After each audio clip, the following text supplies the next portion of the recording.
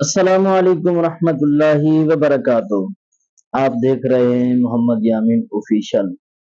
آج آپ کو ایک موضوع بتاتا ہوں۔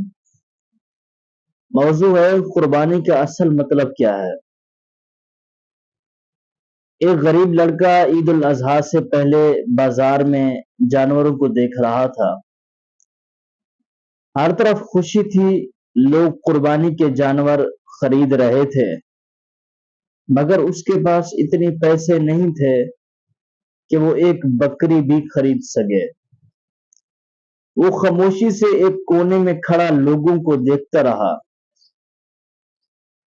گھر واپس آیا تو اس کی ماں نے پوچھا، بیٹا اداس کیوں ہو؟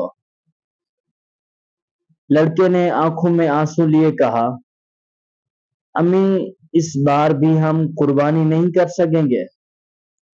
ماں نے مسکرا کر کہا، بیٹا اللہ صرف جانور نہیں دیکھتا، دل کی نیت بھی دیکھتا ہے۔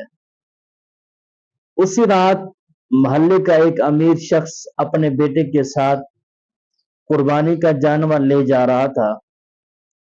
راستے میں اس نے اس غریب لڑکے کو دیکھا۔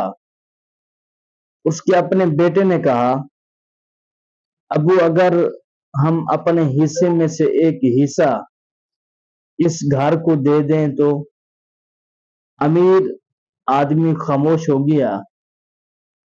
اگلی صبح وہ پورا گوشت اور عید کا سامان اس غریب گھر لے آیا۔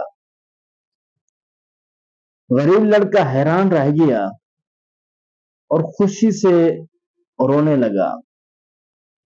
انجام اور سبق: امیر آدمی نے کہا، بیٹا قربانی صرف جانور ذبح کرنے کا نام نہیں، اپنے دل کے غرور کو قربان کرنے کا نام بھی ہے۔ وہ لڑکا بڑا ہو کر ایک نیک انسان بنا اور ہر عید پر غریبوں میں گوشت تقسیم کرتا تھا۔